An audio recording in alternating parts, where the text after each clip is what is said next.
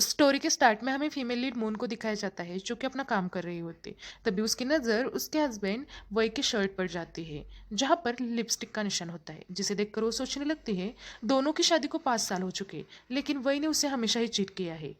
वही का ये फर्स्ट टाइम नहीं है, इससे पहले भी वही ने उसे बहुत बार चीट किया है। कभी उसके कोट से किसी लड़की का बाल मिल जाता था तो कभी उसके कार में किसी लड़की की लिपस्टिक होती थी। अब इन सारी बातों से मून काफी थक चुकी थी, इसलिए वो डिसाइड कर लेती है कि इन सारी चीजों को वो अब सॉल्व करके रहेगी।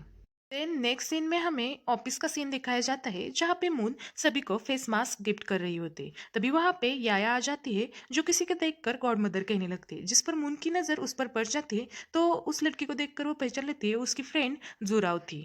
उन जुराव से कहने लगती है मुझे वही ने नहीं बताया तुम उसकी फ्रेंड हो, तो जुराव से कहने लगती है हम बहुत सालों बाद मिले। फिर दोनों एक जगह पर जाकर बैठकर बातें करने लगते हैं जहाँ पे मून उसकी हर चीजों को नोटिस कर रही होती है, जिसे देखने के बाद उसे समझ आ जाता है वही का फिर किसी और के साथ नहीं जुराव के साथ है। जुराव जानबूझकर मून को वही को लेकर बातें सुनाने लगती है तो मून उसे अच्छे खासे रिप्लाई देती है जिससे कि जुराव की बोलती ही बंद हो जाती है। तभी वहां पे वही आ जाता है जो आते ही याया को अपने सेक्रेटरी के साथ बाहर भेज देता है। मून की बातों को सुनकर उसे पता चल जाता है कि उसे उसके और जुराव के अफेयर के बारे में पता चल चुका है। तो वही उससे कहने लगता है मैं तुम्हें सारी चीजों को एक्सप्लेन करता हूँ, लेकिन जोरा वही के पास जाकर कहने लगती है आज मैं तुम्हें एक सीक्रेट बताती हूँ। तुम्हें पता नहीं वही और मैं कपल है, और तुम दोनों की शादी से पहले ही हम दोनों एक दूसरे के साथ थे। उन सभी बातों को रिकॉर्ड कर लेती है और कहने लगती है अच्छा हुआ तुमने मुझे एविडेंस दिया, और वही जैसे कचरे को तुम ही रखना, और वहां से चली जाती है। वही जुराव पे गुस्सा हो जाता है और उसे एक थप्पड़ मार देता है और कहने लगता है अगर मुन ये एविडेंस लेकर कोर्ट चली गई और मुझे सू कर लिया तो मेरे पास कुछ भी नहीं बचेगा। वही जल्दी में वहां से मून के पीछे जाने लगता है। वही उसे रोकने की कोशिश कर रहा होता है, लेकिन मून उसकी बातों को नहीं सुन रही होती। तभी मून का पैर स्लिप हो जाता है तो मून सीढ़ियों से नीचे गिर जाती है। वही सिर्फ उसे देखता ही रह जाता है। मून की वहीं पे ही मौत हो जाती है। फिर हमें वेडिंग का सीन दिखाया जाता है जहाँ पे मून को होश हो जाता है। मून देखती है वहां पे उसकी और वही की वेडिंग हो रही होती है। उसे पूछा जा रहा था मिसे क्या आपको वही से शादी करनी है। मून सोच रही होती है ये सभी चीजें इतनी सिमिलर क्यों दिखाई दे रही है, ये सब क्या हो रहा है, कहीं मेरा रीबर्थ तो नहीं हो गया है। सभी बातों को अच्छे से अंडरस्टैंड करने के बाद मून वेडिंग से मना कर देती है, जो सुनने के बाद जुराव और ओवई दोनों शॉक हो जाते हैं और सभी गेस्ट बातें करने लगते हैं। जुराव उससे कहने लगती है तुम ये क्या कर रही हो, तुम्हें ऐस बोलना था। मून गुस्से में जुराव के गले का लॉकेट खींच लेती है और वही के जेब में से सेम लॉकेट को बाहर निकालती है जिसमें कपल रिंग होती है। सभी गेस्ट को दोनों रिंग दिखाकर कहने लगती है मेरी बेस्ट फ्रेंड जुराव और मेरा फियांसे दोनों का अफेयर है बहुत समय से। वही जल्दी से उसके हाथों से लॉकेट को खींच लेता है। जुरा उसे कुछ कहने लगती है तो मून उसे एक थप्पड़ मार देती है और वहां से चली जाती। सभी गेस्ट उन दोनों पर चीजें फेंकने लगते हैं। देन हमें सीधा नेक्स्ट सीन दिखाया जाता है जहाँ पे मून गुचेन के पास गई होती है। मून गुचेन को शादी के लिए पूछ रही होती है, जिसकी ऐसी बातें सुनकर गुचेन तो शौक ही हो जाता है।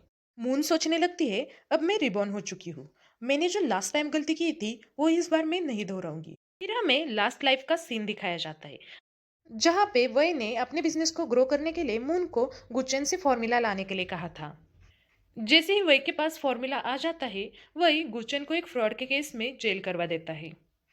फिर हमें प्रेजेंट का सीन दिखाया जाता है जहाँ पे गुचेन उसे कहता है तुम्हें ये सब वही के लिए करने की कोई जरूरत नहीं है, तुम्हें फॉर्मूला चाहिए ना, तो उसे फॉर्मूला दे देता है और गुचेन वहां से चला जाता है। मून बस उसे रोकती ही रह जाती है और उसे कहने लगती है वो ये सब वही के लिए नहीं कर रही है। गुचेन को दिखाया जाता है जो कि काफी खुश था क्योंकि मून ने उसे कन्फेस किया था। गुचेन बाहर आकर खुद को संभाल रहा था।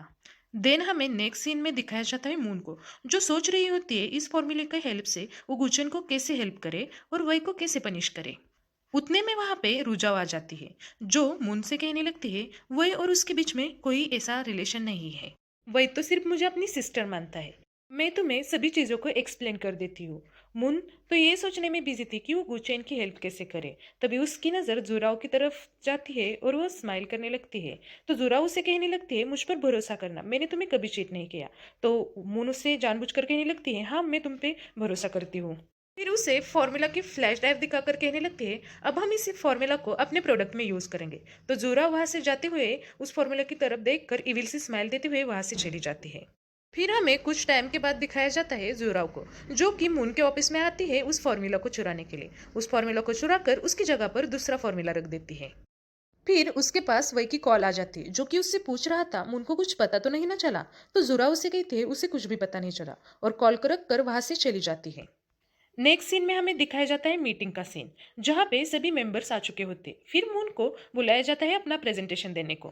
मून जैसे ही अपना प्रेजेंटेशन को स्टार्ट करने लगती है, तो तभी वही उसे रोक देता है और कहने लगता है, मून ने मुझे अप्रोच करके मेरी कंपनी का सीक्रेट फॉर्मूला चुराया है। तो सभी मेंबर्स बातें बनाने लगते हैं। मून वही से कहते हैं तुम्हारे पास क्या एविडेंस है। वही कहता है जो फॉर्मूला तुम्हारे प्रेजेंटेशन में है वही सेम फॉर्मूला मेरे लैपटॉप में है। मोनू से कहती है क्या तुम श्योर हो। तो फिर सबसे पहले तुम अपने फॉर्मूला को प्रेजेंट करना। वही खुश होकर अपने फॉर्मूला को जैसे ही प्रेजेंट करने के लिए फ्लैश ड्राइव को कनेक्ट करता है, वैसे सभी के लैपटॉप में वायरस आ जाता है, जिस वजह से सभी रिसर्च बर्बाद हो जाती। तो सभी बोर्ड मेंबर वही से पूछने लगते हैं ये सब क्या है। तुम्हें पता नहीं ये 30 मिलियन की रिसर्च थी जिसे तुमने बर्बाद कर दिया, अब तुम कहाँ से ये सब पे करोगे। सभी मेंबर उस पर गुस्सा होने लगते हैं। वही जल्दी से सभी चीजों के लिए जुराव को जिम्मेदार कहने लगता है। सभी को बताता है इसने उस फ्लैश ड्राइव को उसे लाकर दिया था, और इस सब चीजों के लिए जुराव ही जिम्मेदार है। जुराव गुस्सा होकर उसे कहने लगती है वही तुमने मुझसे फ्लैश ड्राइव को चुराने के लिए कहा था। सभी को पता चलता है इन दोनों ने फॉर्मूला को चुराया है। मून जल्दी से पुलिस को बुलाकर दोनों को अरेस्ट करवा देती है। तो जुराव उसे कहती है तो ये सभी तुम्हारी प्लानिंग थी। तो मून मुस्कुराने लगती है। गुचेन सोचने लगता है मून ने अच्छे से फ्लैश ड्राइव का यूज किया वही के खिलाफ। मून जल्दी से गुचेन के पास आ जाती है और उसे फ्लैश ड्राइव रिटर्न करने लगती है। जैसे ही गुचेन फ्लैश ड्राइव लेने के लिए हाथ बढ़ाता है, तो मून जल्दी से उसे रोज देने लगती है और उसे कहने लगती है गुचेन चलो हम दोनों शादी कर लेते हैं, जिसके प्रपोजल को गुचेन भी एक्सेप्ट कर लेता है। नेक्स्ट सीन में दिखाया जाता है मून, गुचेन और उसका सेक्रेटरी तीनों एक बिल्डिंग के बाहर खड़े होते हैं, जिसे मून ने खरीद लिया था गुचेन के साथ पार्टनरशिप में। तभी सेक्रेटरी उसे बताता है यहाँ पे न्यू डेवलपमेंट प्रोजेक्ट होने वाला है, जिस वजह से इसकी प्राइस बहुत हाई हो चुकी है, जिस वजह से इससे हमें बहुत प्रॉफिट होने वाला है। देन मीटिंग का सीन दिखाया जाता है, जहाँ पे सेक्रेटरी गुचन को बता रहा था कि उनकी स्टॉक की प्राइस बहुत बढ़ चुकी है, जिस वजह से उन्हें 10 बिलियन का प्रॉफिट हो चुका है। गुचन तो ये सब सुनकर शॉक ही हो जाता है। मून उससे कहती है ये मेरी तरफ से तुम्हें शादी का तोहफा है। तो सभी मेंबर्स उनकी बातें सुनकर हैरान हो जाते हैं। सभी मेंबर्स बातें बनाने लगते। गुचेन जल्दी से मून को बाहर लेकर चला जाता है और उससे पूछने लगता है ये सब क्या है। तो मून उसे दीवार की तरफ पुश करके कहने लगती है तुमने अभी तक मुझे ये नहीं कहा कि तुम मुझे पसंद करते हो, और ना ही ये कहा है कि तुम मुझसे शादी करना चाहते हो। उसे सेड्यूस करके उसे आई लव यू कहने लगती है, जिसे सुनकर गुचन शर्माने लगता है। ये सारी बातें गुचन का सेक्रेटरी चुपके से सुन रहा होता है, और ये सब देखकर वो कह रहा होता है मिस्टर गु आप मिस मून से कुछ सीख लीजिए, कैसे अपनी फीलिंग्स को एक्सप्रेस करते हैं। तो गुचेन मून को बाजू करके वहां से चला जाता है। मून सेक्रेटरी से कहने लगती है ये बहुत शाय है, और वहां से चली जाती है। देन हमें नेक्स्ट सीन में दिखाया जाता है मून को, जो कि अपने घर आ जाती है। जैसे ही वो डोर को ओपन करने लगती है, तो सामने से कोई डोर खोल लेता है, जिसने सभी उसी की चीजें पहनी होती है। तो उससे पूछने लगती है आखिरकार तुम कौन हो। तभी पीछे से उसका भाई आ जाता है और उससे बताता है कि ये उसकी गर्लफ्रेंड है। देन तीनों अंदर आ जाते हैं। उसकी भाई की गर्लफ्रेंड अपना फेस मास्क हटाती है और उसे बताती है कि ये फेस मास्क काफी अच्छा है। मून की सभी चीजों को उसने इस्तेमाल कर लिया होता है। तभी वहां पे मॉम आ जाती है, जो आते ही उससे कहने लगती है तुम्हारे भाई की शादी हो जाएगी, तो उसे रहने के लिए एक अच्छा सा अपार्टमेंट चाहिए, तो तुम अपना अपार्टमेंट उसे क्यों नहीं दे देती हो।